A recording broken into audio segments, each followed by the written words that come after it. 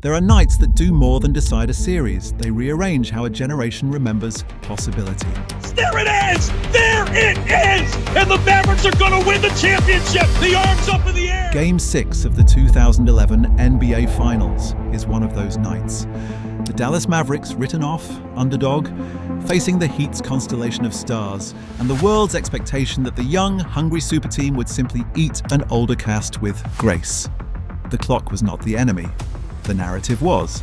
And Dirk Nowitzki, a lanky German with an unorthodox fadeaway that looked almost accidental, stood in the middle of both. He did not explode in highlight reels with brute force. He did not bully defenses with power. He did something subtler and harder. He made hard shots look inevitable. The ball arced from his hands like a sentence being finished, and when it fell through the net, the world shifted. Because that shot was the end of a story that had begun in a different place entirely. In a small German basketball club, in a draft night trade, in a long apprenticeship of missed looks and slow, stubborn polishing.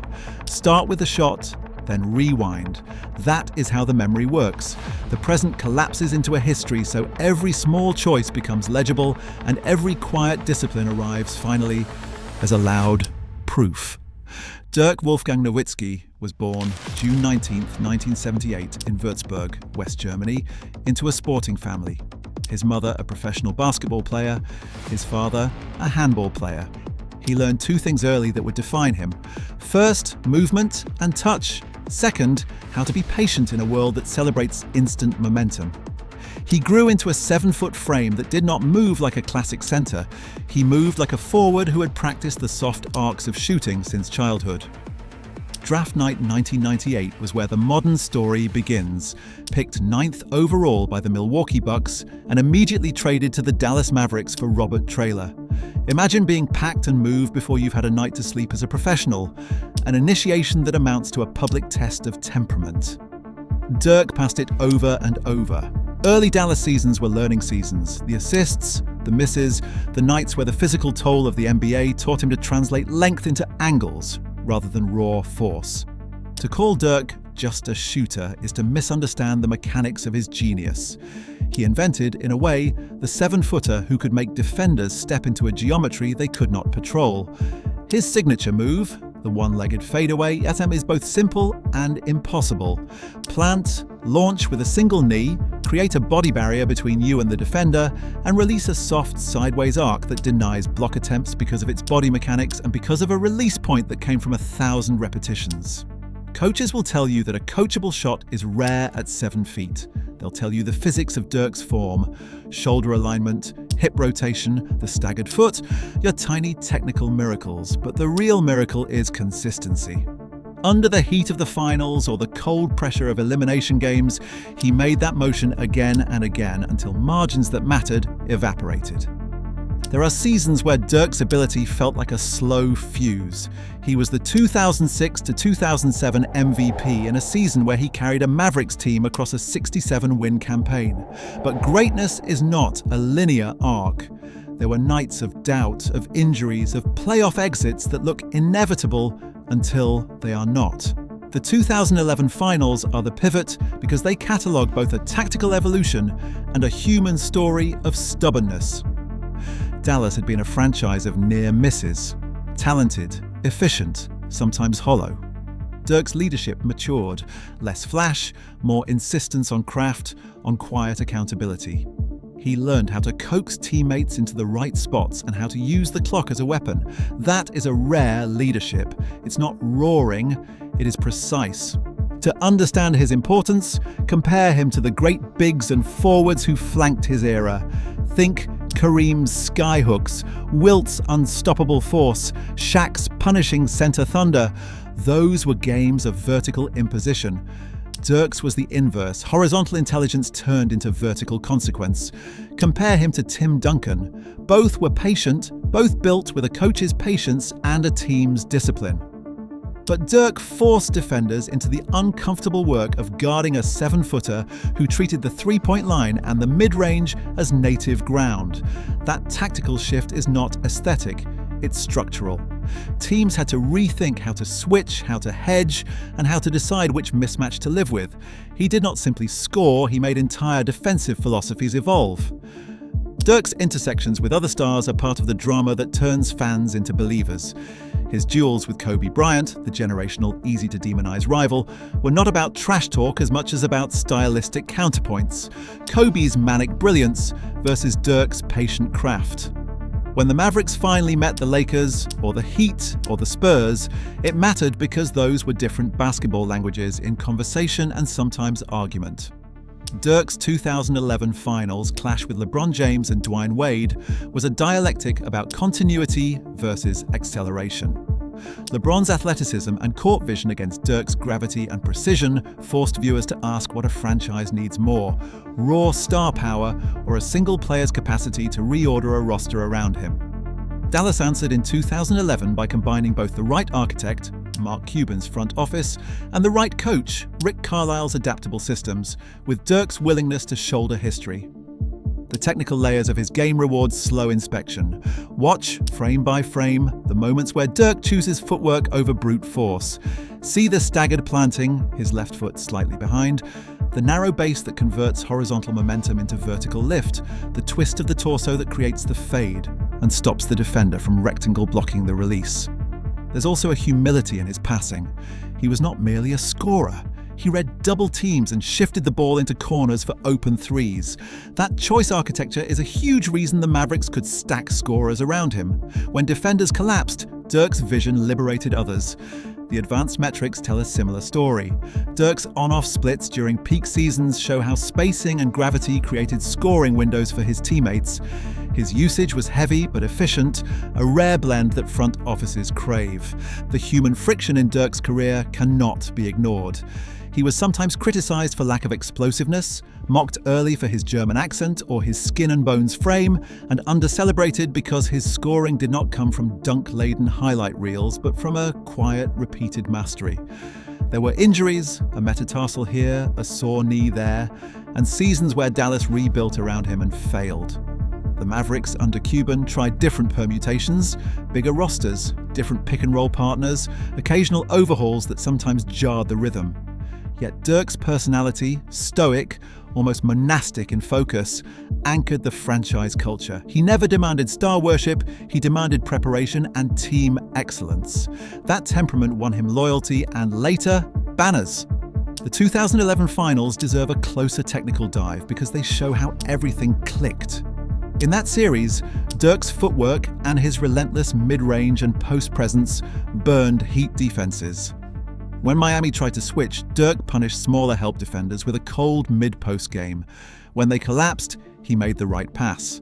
Dirk's ability to attack from the baseline, to pivot, and deliver the fade with either shoulder creating separation, forced LeBron and Wade into uncomfortable rotations. It is worth watching the sequence where Dirk, tired but precise, hits a tough jumper late in a quarter that quietly removed the opponent's momentum. That possession is not flashy, but it fractures the opponent's confidence. Championship basketball is not only heroic plays, it is cumulative erosion of the opponent's will.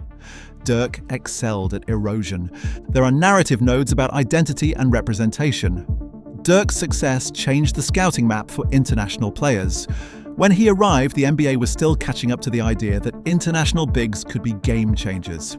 He was part of a wave that normalized the European forward blueprint. Players comfortable at the three-point line, fluent in fundamentals, and ostensibly less flashy but deeply skilled. Dirk's path from Würzburg to Dallas proved that the draft's valuation could be wrong about non-American prospects, and that patience and culture building mattered more than sensational draft night picks. Young players in Germany, Spain, and beyond watched Dirk's arc and retooled their games to include craft rather than only vertical athleticism. That kind of cultural influence is a legacy-level footprint. But to tell a modern, sticky story, we must include the downfalls and the subsequent redemption arcs. Dirk's career had seasons of playoff failure, early exits that frustrated fans, and a messy end to certain postseasons where the Mavericks failed to translate regular season success into postseason dominance. Yet those losses taught him to refine his body and his decision economy. He became a shooter who saved himself for moments that mattered. In 2011, when the Mavericks were outsiders, they turned the postseason into a journey of team re-education, learning to guard better, to surrender the ball less, to respect the clock. Those discrete cultural shifts are why the 2011 championship did not feel fluky. It felt inevitable, but only because 1,000 small improvements had preceded it. Dirk's relationships with coaches and teammates are crucial to the texture. Rick Carlisle built a system that leveraged Dirk's gravity and welcomed ball movement rather than isolation. Jason Kidd and later role players like Sean Marion, Jason Terry and Tyson Chandler provided heterogeneous skills: clutch shooting, defense, and rim protection. The Mavericks roster construction is a template. Surround a unique superstar with high IQ complementary players rather than multiple high-usage options that compete. That roster architecture is a lesson owners and GMs still study. How do you build a team that translates a superstar's gravity into consistent postseason outcomes?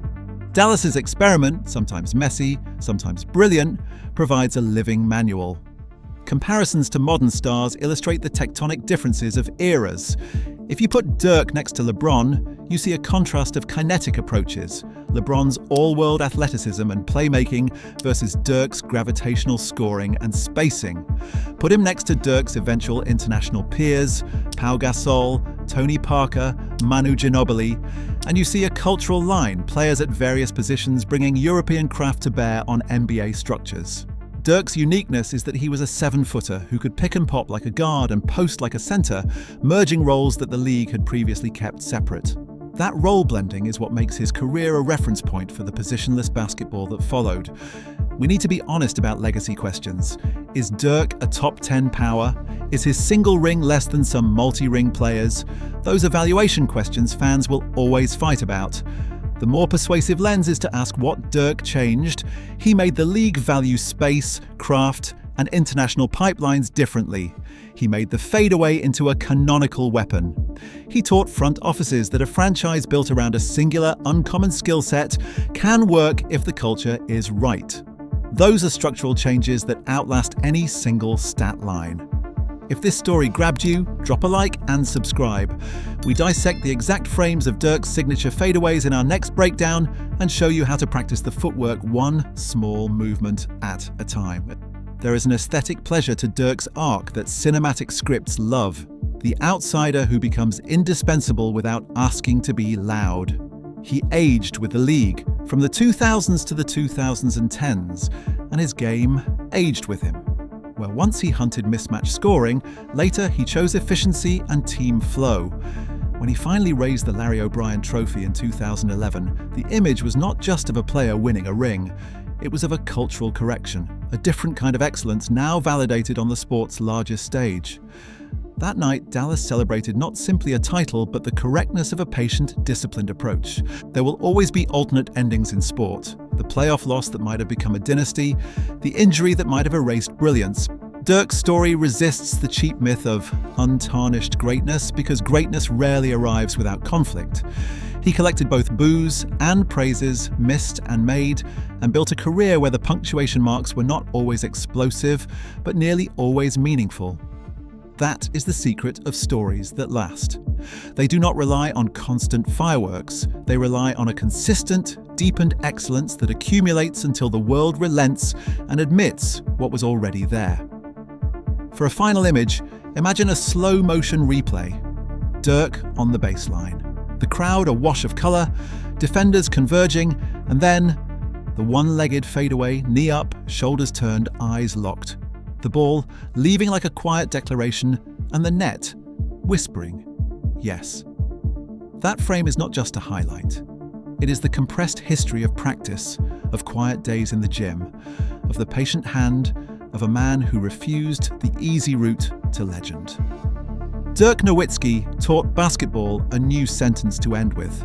When the ball fell through the net that night in 2011, the sentence was complete and the language of the game had changed. If this hit the sweet spot, tell us which Dirk moment shook you the most. the 2006 MVP season, the 2011 finals dagger, or a late-game fadeaway that broke the heart of a playoff defense? Drop it in the comments and we'll pin the best replies and break down the film frame by frame in the next deep dive. Watch the fadeaway again. Notice the feet, the shoulders, the release. The small things are everything. Dirk's legacy is not a single trophy or a single season. It's the lasting shift he forced on the game.